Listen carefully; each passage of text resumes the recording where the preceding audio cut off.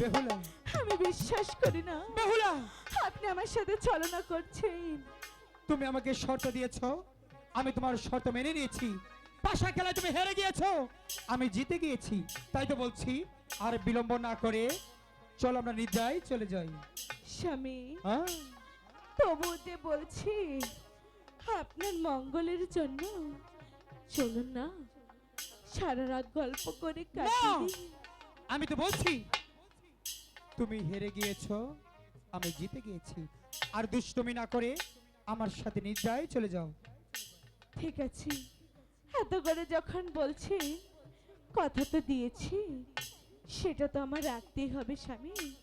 চলুন এক পালঙ্কে শুয়ে পড়ি। ঠিক আছে, তাই করো।